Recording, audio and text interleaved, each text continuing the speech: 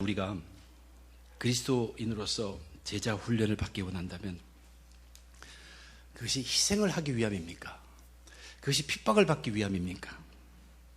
아니면 그 기회를 통해서 내가 믿음을 좀 더 키워보기 위함입니까? 봉사도 하고 싶은데 좀 제대로 알고 봉사하고 싶어서 우리는 그런 훈련들을 바라고 기대합니다. 그리스도인들에게는 누구나가 다 나도 좀 참된 그리스도인이 되고 싶다는 희망은 다 가지고 있어요. 그리스도인은 다 갖고 있습니다. 그런데 우리는 이 세상에서 살면서 세상에 푹 빠져 젖어 있는 것들이 있어요. 경제적인 개념. 그래서 효과적인 훈련을 바랍니다. 시간이나 희생은 적게 드리고 싶어요. 그러면서 잘 가르치는 선생님 하나 딱 붙잡아가지고 집중 훈련을 받고 싶어하는. 그러나 성경 어디를 봐도 그런 방법을 제시해 주는 것은 없습니다. 제자 훈련은 삶입니다. 그렇지만 오늘 본문은 복음을 위해 살아가는 그리스도인들에게, 특별히 내가 그리스도인으로 살아가면서 나도 좀 발전하고 싶다, 나도 좀 변화하고 싶다 하는 그리스도인들에게는 너무나 중요한 말씀입니다. 예수의 제자로 살아가는 삶의 기본 틀, 그 틀에 대해서 아주 명확하게 제시해 주는 본문이 말씀입니다. 이것이 왜 중요한가? 그 중요성은 오늘 본문 첫 절에서 얘기하고 있는 예수님의 기도에서 나타나 있습니다. 이때 예수께서 기도하시러 산으로 가사 밤이 새도록 하나님께 기도하시고, 이때라는 것은 우리 지난주에 안식일에 그 쟁론 가지고 예수님은 안식일에 대해서 그 바리새인들과 종교 지도자들이 헛되이 그것을 지키는 것을 용서할 수가 없었습니다. 그것을 묵인할 수가 없었습니다. 양보할 수가 없었습니다. 그래서 정면 대결하십니다. 그 결과로 인해서 이제 그들은 아주 분노가 가득 차고 시기가 가득 차고 어쩌할 바를 그들이 모여서 의논했다고 했습니다. 바로 이런 때 예수님은 이제 산에 가셔서 기도하십니다. 근데 특별히 여기서는 철야 기도입니다. 심야 기도예요. 밤새 기도하셨다는 얘기예요. 누가복음에 보면 예수님의 기도하는 것을 기록할 때 반드시 그 다음에 중요한 일이 벌어집니다. 여러분도 다 머리에 기억하듯이 겟세마네 동산에서 기도, 누가가 어떻게 기록하고 있습니까? 땀이 땅에 떨어지는 핏방울 같이 되도록 기도하셨다고 하셨습니다. 그때가 언제입니까?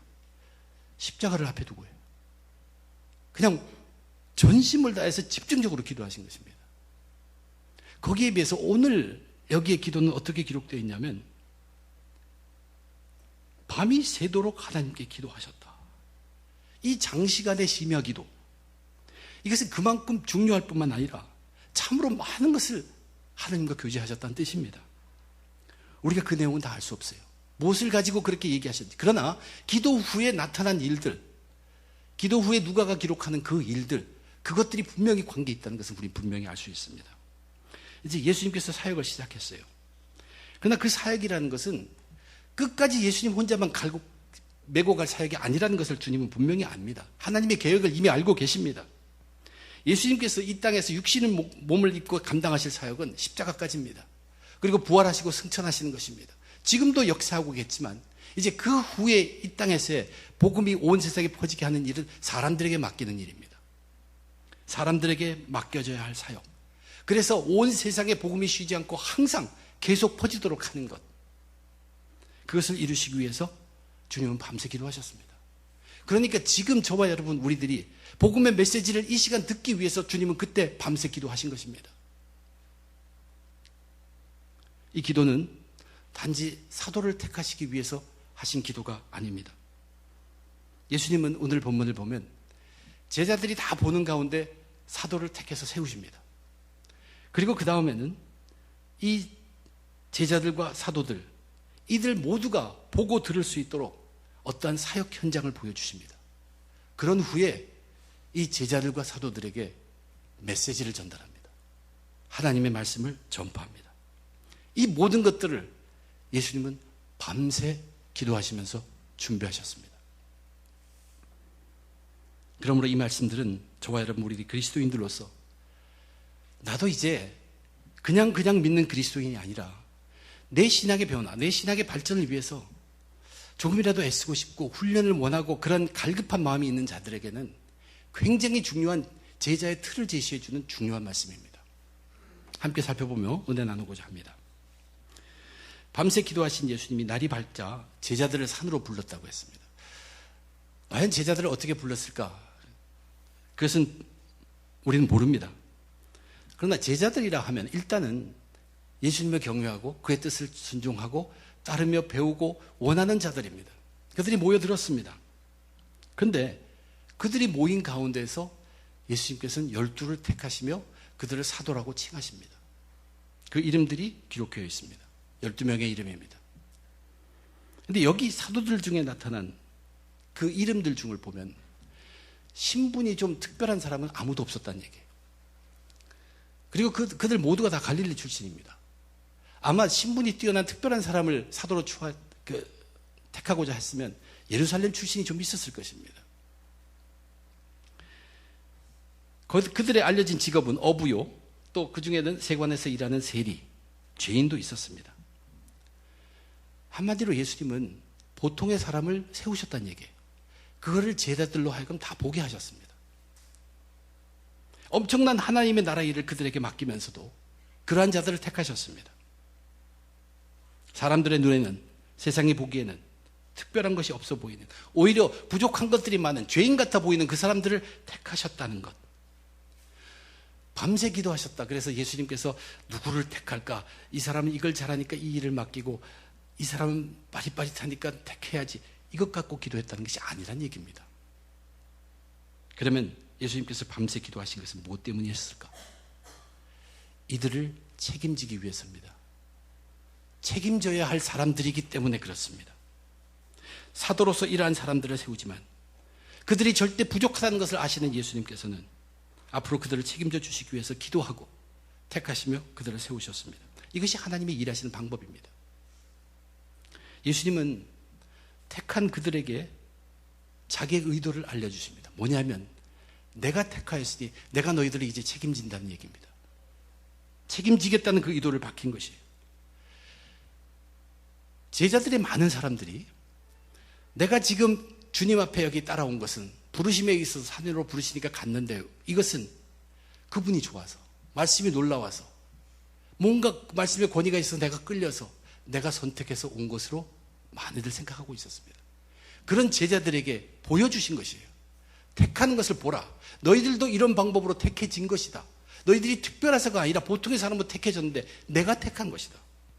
주님은 나중에 그것을 제자들에게 밝힙니다. 요한복음에 보면 분명히 그렇게 말씀하셨습니다. 너희가 나를 택한 것이 아니오 내가 너희를 택하여 세웠나니. 이것이 왜 중요합니까?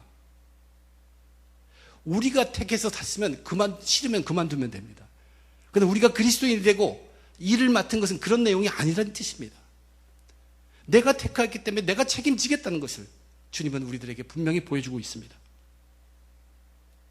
제자가 된 것은 자기 의지 같지만 실제로는 예수님이 이와 같이 깊은 기도를 통해서 택하여지고 책임지는 것입니다. 그리고 하나님께서 허락하셨어요. 기도를 통해서 하나님께서 허락하셨다는 말씀은 이제 제자들은 하나님의 말씀대로 살기만 하면 거기에는 열매가 맺히는 것입니다. 그래서 요한복음에서는 그렇게 계속 항론하십니다. 만약 제자가 되는 것이 우리가 원해서 되는 것이라면 하기 싫을 때 그만두면 됩니다. 내가 하기 싫을 때, 내가 그리스도인이 되고 싶지 않을 때 나 그리스도 아니야 하면 됩니다. 그러나 그런 것이 아니란 얘기예요. 예수님께서 택하고 세우셨다는 것은 예수님께서 책임져 주심과 동시에 일을 맡기는데 그 일을 통해서 소명감을 갖도록 만들어 주십니다. 내가 싫다고 그저 감정으로 그만두는 것이 아니라 아무리 싫어도 주어진 소명에서 손 놓지 않는 것입니다. 책임져 주시는 예수님 안에서 기다리고 인내하며 답을 얻을지언정 자기가 소명을 손 놓지 않도록 하시는 것이 하나님의 일하신 방법입니다. 그래서 이제 이러한 사도들과 제도들을 데리고 산 밑으로 내려가십니다. 그들을 불러 세움을 보여주시고 제자들 너희들 그것을 다 본 너희들도 너희들이 뭐가 특별해서가 아니라 내가 너희들을 택하였다. 그렇기 때문에 내가 이제부터 너희를 책임진다는 뜻이에요. 그러면서 그들을 다 데리고 산 밑으로 내려갑니다. 평평한 평지에 내려왔을 때 누가가 기록한 거기에 있는 무리는 엄청나게 많은 사람입니다. 보통 누가가 많은 무리가 모였다 그것과 다릅니다. 너무나 많은 사람들입니다. 예수께서 그들과 함께 내려오사 평지에 서시니 그 제자의 많은 무리와 예수의 말씀도 듣고 병 고침을 받으려고 유대 사방과 예루살렘과 두로와 시돈의 해안으로부터 온 많은 백성도 있더라. 보통의 무리와는 비교되지도 않을 정도로 수많은 큰 숫자의 사람들이 거기 모여 있었다는 얘기예요. 주님은 이런 일을 위해서 지금 밤새 기도하셨습니다. 주님의 의도가 뭡니까? 예수님은 이러한 무리들을 사도와 제자들에게 보이게 하고 싶었습니다. 이제 그들은 택하의 짐을 압니다. 그리고 이제 이 추수꾼들에게 추수 현장을 보여준 것이에요. 그들 마음속에 이제 소명이 일기 시작합니다. 그들이 어떤 사람들이었어요? 예수님의 입으로부터 나오는 말씀을 들으려고 모여 있습니다. 병 때문에 힘들어하는 자들, 고생하는 자들, 그리고 귀신의 더러운 귀신 때문에 고난당하는 그들을 제자들은 보게 되었습니다. 그들을 볼 때, 제자들이 그 많은 사람들을 볼 때 이들에게 우리가 복음을 전해야 하는구나. 복음이 필요한 자들, 부성한 자들의 모습만을 그들은 본 것이 아닙니다. 자기들이 할 일이 거기서 보여진 것입니다. 그뿐만 아니라 그 일들이 어떻게 되어지는가를 예수님은 똑똑히 보게 하셨습니다. 온 무리가 예수를 만지려고 힘쓰니 이는 능력이 예수께로부터 나와서 모든 사람을 낫게 함이로라. 주님은 이 능력을 준비하느라고 밤새 기도했어요. 그리고 분명하게 보는 것은 사람들은 어떻게든 예수님을 만지려고 길을 씁니다. 그리고 그 예수님으로부터 능력이 나와서 그들이 낫는 것을 제자들은 다 보았습니다. 예수님 제자들에게 지금 무엇을 보여주고 있습니까? 추수할 밭을 보여주시고 감당해야 할 일들을 보여주시면서 그 일이 어떻게 감당되어지는 것인가를 그들에게 똑똑히 보게 합니다. 예수님은 제자들이 나도 이제 저분과 같이 되어서 나도 저런 능력을 갖추어서 저들 불쌍한 자들에게 병을 낫게 하고 귀신 들린 자를 쫓아내야지, 그러한 마음을 품도록 하지 않으셨습니다. 그것이 아닙니다. 예수님이 그들에게 보여주신 것은 모든 능력이 오직 예수께로부터만 나온다는 것을 명확하게 보게 하신 것입니다. 제자들은 모두 죄인이에요. 그들에게 그런 능력이 있을 수가 없습니다. 그러나 앞에서 말씀했죠.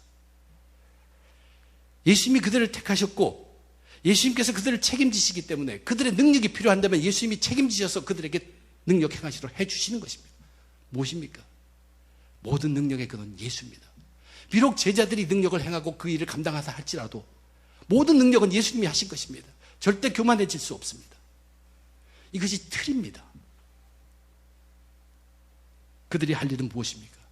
길을 쓰고 예수님을 붙들려고 하는 자들에게 예수님 만날 수 있도록 해주는 것이, 예수님 손 붙들 수 있도록 해주는 것이에요. 예수님을 껴안을 수 있도록 그들을 예수 안으로 인도하는 것이 그들의 사명입니다. 그것을 그들은 충분히 느꼈습니다. 모든 능력이 예수님으로부터 오는 것을 보았습니다. 혹 앞으로 제자들이 능력을 행한다면 그것은 예수님의 능력입니다. 자신의 능력이 아님을 그런 착각하지 않도록 생생하게 보여주시고 가르치고 계십니다. 모든 능력의 근원은 예수님으로부터입니다. 베드로와 요한이 날 때부터 걷지 못하고 앉아있는, 그래서 구걸하는 그들에게 이렇게 얘기합니다. 은과 금은 내게 없거니와 내게 있는 이것을 내게 주노니 나사렛 예수 그리스도의 이름으로 일어나 걸으라. 명확한 이해입니다. 내게는 전혀 없어요. 그러나 오직 예수 그리스도에만 힘이 있다는 것이, 나는 그 예수를 믿는다는 얘기예요. 그 예수의 능력이 내게 가기를 원한다. 능력이 예수님께 있다는 믿음으로 행했을 때 그때 나타난 초대교회의 기적의 능력입니다. 우린 때로 성경을 대하면서 나도 좀 능력 있는 그리스도인이 되었으면 하고 바랄 때가 있습니다. 이것은 전부 다가 이 험악한 세상에서 살아가는 잘못된 부산물입니다. 능력은 예수님께 있습니다. 그러나 잊지 말아야 할 것은 우리를 책임져 주시는 그분이 바로 이런 능력을 갖고 계시다는 것입니다. 그리스도인들의 능력은 바로 우리를 책임져 주시는 능력이, 이런 능력을 갖고 있기 때문에 나타나는 것이 그리스도의 능력입니다. 이제 이 사실을 명확하게 한 후에 누가는 무엇을 기록하고 있느냐면 예수님이 전하는 하나님의 말씀을, 제자들을 향한 하나님의 말씀을 기록해 놓고 있습니다. 아마도 예수님께서는 제자들에게 이 말씀을 전달하려고 밤새 기도하시면서 준비하셨을 것입니다. 이 말씀을 보면 마태복음의 그 산상수훈의 팔복의 말씀과 비슷한 것이 보입니다. 그러나 그것과 절대 다른 것은 어떤 면에서 다르냐면 대상이 다릅니다. 강조하는 점이 다릅니다. 마태복음에 있는 그 팔복의 산상수훈 그 내용은 우선 위치도 산이지만 그 대상 듣는 사람들이 모든 사람들입니다.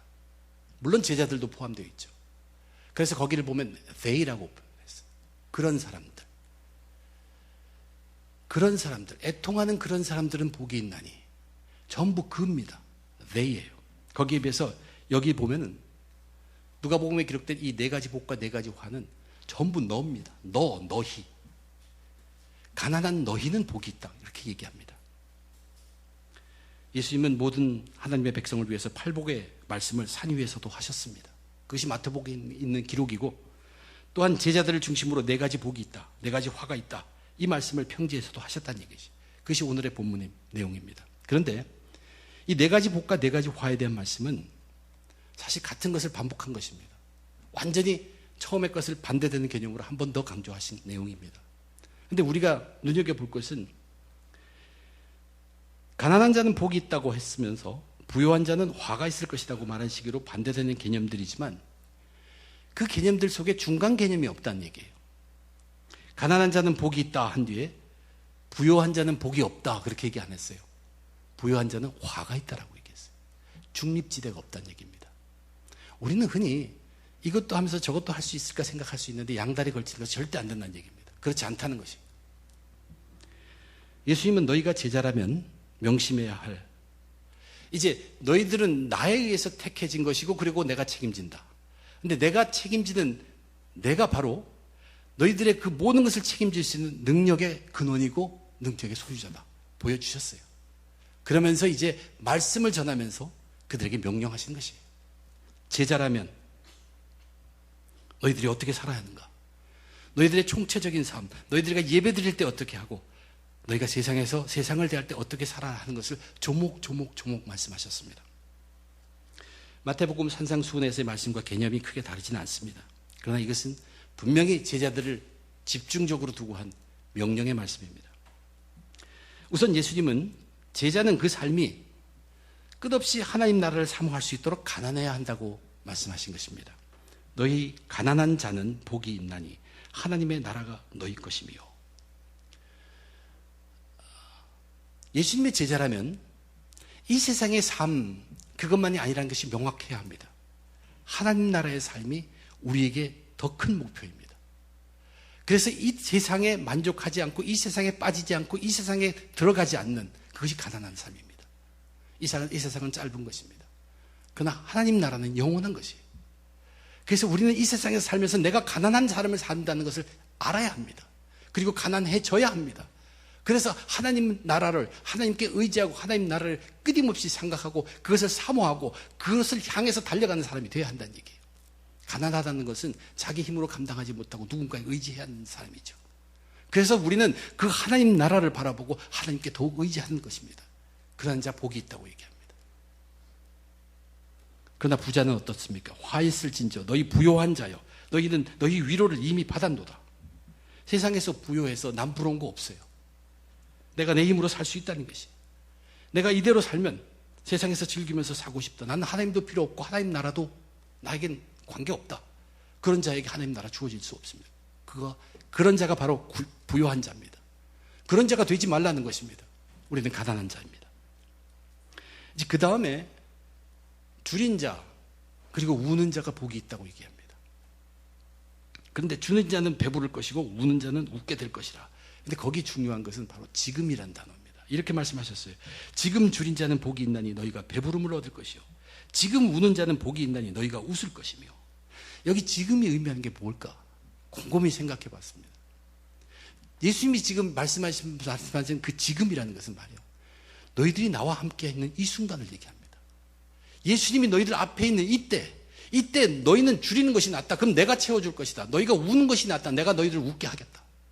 채워주겠다는 약속이에요. 줄인다, 운다, 모두가 갈급하다는 것입니다. 줄인다는 것은 육체적으로 배고픔이고, 운다는 것은 감정적으로 침체되어 있다는 것을 말합니다. 그렇게 너희들이 예수 앞에 나오면, 나와 만났을 때 너희들이 줄이고 울고 있으면 내가 너희를 채워주겠다. 뭐로 채워주십니까? 줄여서 배고픈 자에게 주님께서는 말씀을 채워주십니다. 영의 양식을 채워주십니다. 그래서 배부르게 하신다는 얘기예요. 감정적으로 침체돼서 일어날 힘이 없는 자에게 주님께서 성령으로 부어줘 주셔서 소망이 있게 하시고 웃게 뛰게 만들겠다는 얘기입니다. 저와 여러분, 우리들이 우선 예수님이 택하셔서 책임지셔서 주일에 이렇게 예배의 자리, 예수님이 벌려놓은 잔치 자리입니다. 여기에 올 때 여러분, 저를 필요해서 우리 모두는 배고파하면서 울면서 나와야 한다는 얘기예요. 이것이 없으면 살 수 없다는 것으로 나와야 한다. 그것이 제자의 모습이에요. 예수님 만나 주시겠다고 합니다. 너희가 배고픈 거 나 알아. 말씀을 성령 채워줄게. 너희 울고 있지. 도저히 세상에 살면 힘들지. 그러나 성령으로 채워주겠어요. 우는 것이 아니라 웃게 될 것이라. 이 잔치를 베풀어 놓고 초대하십니다. 오늘날 저와 여러분이 그리스도인이라고 하면서 또 한 번의 주일, 우린 배부르게 나오고 있습니다. 나 세상 삶 괜찮어. 웃으면서 나오고 있어요. 그런 자에게 화 있을진저. 너희가 결국에는 줄여서 죽게 될 것이고 너희가 애통하게 될 것이라고 심하게 경고하십니다. 그리스도인들, 믿는 사람들, 제자가 되기 원하는 사람들, 조금 더 발전하고 싶은 사람, 내가 좀 변화되고 싶은 사람들, 예수님이 벌여놓은 잔치에 기대감과 사모함과 신령과 진정과 다 버려놓고 그것 없으면 죽는다는 각오로 나와야 한다는 얘기예요. 그래서 예배를 우리는 생명이라고 얘기합니다. 우리 목숨 걸고 예배드리는 사람들이에요. 이것이 없으면 살 수가 없기 때문에 그런 자가 복이 있다고 얘기해요. 지금이라는 것은 바로 예수님을 만나는 그때입니다. 저는 오히려 목사가 되었지만 목사가 되기 전에 저의 정말로 나름대로 절실했던 그 삶이 그립습니다. 그때 삶 저는 굉장히 중요했습니다. 주일에 듣는 말씀 가지고 사흘을 살았어요. 그리고 수요 성경 공부 가가지고 그 말씀 가지고 주일까지 살았어요. 또 주일날 말씀 듣고 그 말씀 붙들고 사흘을 살았습니다. 정말로 그렇게 살았습니다. 요즘은 제가 그렇게 사는지 제가 다시 한번 돌아봅니다. 이것이 제자들의 모습입니다. 이것이 없으면 죽는다는 각오로 살아야 하는 것이 제자들의 모습이에요. 주님은 주신다고 해요. 근데 우리는 너무 배불러요. 너무 즐거워요. 그리고 예배에 와서 예수님 앞에 앉을 때 주님이 주시고자 해도 받을 수가 없습니다. 배불러서, 배가 터져서 더 이상 못 먹어요. 그러나 그런 자에게 화가 있다고 명확하게 이야기하십니다. 주님은 이제 한 가지를 더 말씀하십니다. 너희들이 항상 하나님 나라가 골이다. 이 세상이 아니다. 가난한 삶. 돈이 없으란 뜻이 아닙니다. 돈 많고 명성을 얻고 살더라도 이게 극심하게 가난한 삶이라는 그것을 마음에서 떠나서는 안 됩니다. 하나님 나라가 늘 있어야 합니다. 그리고 예수님이 버려놓은 그 잔치 때 우리가 밥 먹어도 한 번만 먹고 끝나는 것 아니잖아요. 매번 주시고자 하는 그것을 받아 먹어야 합니다. 말씀과 성령을 받아야 합니다. 그리고 나가서 예수님께서 마지막으로 하시는 말씀은 나가서 세상에서 사는 삶입니다. 어떻게 살아야 할 것인가? 인자로 말미암아 사람들이 너희를 미워하며 멀리하고 욕하고 너희 이름을 악하다 하여 버릴 때에는 너희에게 복이 있도다. 예수님을 따르는 자는 세상에서 핍박을 받게 되어 있습니다. 이것은 성경이 거듭거듭 강조하는 진리의 내용입니다. 그럼에도 불구하고 우리 믿는 사람들은 어떻게 해서든지 이것을 좀 더 약화시켜 보려고 어떻게든지 조금이라도 나는 핍박을 안 받고 어떻게 믿는 방법이 없는가 계속 머리 굴리고 그것을 훈련이라고 생각하고 살아가고 있는 거죠. 그런 제 모습을 보기 때문에 그렇게 말씀드립니다. 어떻게든 이것을 피해가려고 합니다. 근데 예수님은 그렇게 얘기 안 했어요. 인자로 말미암아 사람들이 너희를 미워하며 멀리하고 욕하고 너희 이름을 악하다 하여 버릴 때 너희에게 복이 있도다. 여기 인자로 말미암은 것이 굉장히 중요한 얘기긴 합니다. 예수님 때문에. 예수님을 믿느라고 예수님을 믿기 때문에 행하는 그 행위들 때문에 내 고집을 주장하느라고가 아닙니다. 예수를 위해서. 예수를 위해서 사는 것 때문에 사람들로부터 미움당하고 사람들이 같이 놀려고 하지 않고 사람들이 우리를 위해서 욕하고 사람들이 악하다고 하여 버릴 때 그것이 바로 복 있는 제자들의 삶이라고 말씀하십니다. 그럴 때 기죽지 말라고 해요. 오히려 기뻐하고 뛰어놀라고 얘기하십니다. 그러면서 여기 말씀에서는 메시지에서는 뭐라고 얘기했습니까? 하늘의 상급이 준비되어 있고 그것이 크다고 얘기했는데 저희는 그 하늘의 상급이 없어도 좋습니다. 왜냐하면 예수님이 나를 택하셨잖아요. 예수님이 나를 택하셨으니까 그분이 책임지시잖아요. 예수님이 책임지신다고 했으니까 그 예수님을 믿고 예수님을 위해서 살아갈 때 기죽지 말라는 얘기예요. 타협하려고 하지 말라는 얘기입니다. 기술적으로 피하려고 머리 쓰지 말고 예수님 때문이라면 당당하게 당하라는 얘기입니다. 그것이 제자다라고 선포하는 것이에요. 그리고 오늘 말씀에 덧붙여서 보면 구약 성경을 샅샅이 한번 살펴봐. 거기에 증거가 가득해. 그 뜻입니다. 능력에 예수님이 택하셨으니 책임져 주십니다. 욕먹을 것 알지만 이게 예수를 위해서 필요하다면 거부할 거 거부하고 할 거 행하는 것입니다. 그런 반면에 내가 제자인데 제자에서 삶을 살려고 하는데 모든 사람이 나를 다 좋아한다. 그런 거는 너한테 분명히 문제가 있다라고 경고하십니다. 화했을진저. 모든 사람에게 칭찬받을 수 없다는 얘기입니다. 세상이 험악하기 때문에. 그것도 구약에 써 있는 하나님의 말씀을 샅샅이 뒤져보라고 합니다. 거기가 증거가 가득하다고 우리들에게 들려주십니다. 제자는 사람의 인기를 위해서 사는 게 아닙니다. 제자는 나 예수 제자, 넌 나 좀 따라와. 내 편 만드는 거 결코 아니에요. 제자들이 함께 모여서 먹고 마시는 것 좋습니다. 그것이 예수님 때문이면 그것은 정말로 복이고 굉장히 귀한 것입니다. 그러나 그것이 사람의 인기를 위한 것이라면, 사람의 인기를 조금이라도 염두에 둔 것이라면 그것은 엄청난 화가 된다고 말씀하십니다. 하늘의 상급을 약속하며 그것을 알면서, 그 약속을 알면서 예수 위하여 사는 사람, 제자입니다. 핍박을 각오하는 삶. 왜냐하면 능력의 예수님께서 그 제자의 삶을 책임져 주시기 때문입니다. 저와 여러분, 우리들은 예수님을 따르는 자들, 그들이 제자들입니다. 가장 중요한 것은, 이 틀은 뭐냐면 내가 택한 것이 아니란 얘기예요. 그분이 택하셨습니다. 제자들은 예수님께서 책임져 주십니다. 근데 그 책임져 주시는 예수님이 보통의 능력뿐이 아니에요. 책임져 주신다는 것을 안다는 그 기본 틀이 제자들에게 얼마나 중요한지 모릅니다. 그래야 그 능력이 우리에게 임하고 우리를 통해서 그것을 사용하시고 우리는 어떻게 되어도 그분이 책임져 주시기 때문에 걱정 없습니다. 저와 여러분, 우리들은 그렇게 택함 받은 제자들로서 우리들의 삶은 항상 무엇을 하든지 어디에 가든지 무슨 생각을 하든지 우리의 궁극적인 종착지는 하나님 나라라는 것. 언제라도 여러분 그것을 잊지 마십시오. 그리고 그렇게 살아가려면 필요합니다. 근데 놀랍게도 하나님의 섭리는 참으로 오묘해서 잔치를 베풀어 주십니다. 그것도 때를 놓치지 않고 정기적으로 주십니다. 우리가 배부르지만 않으면, 우리가 즐겁지만 않으면, 그리고 배고픔과 울므로 나오기만 하면 말씀과 성령으로 채워주시겠다. 얼마나 제가 주일에 이 말씀과 성령을 강조합니까? 지금 이 시간이 바로 그런 시간입니다. 체험 받는 시간이에요. 그러므로 이런 자리에 임할 때 준비되어야 합니다. 사모하고 갈급해서 나와야 합니다. 배고파야 합니다. 그리고 울고 나와야 한다는 얘기예요.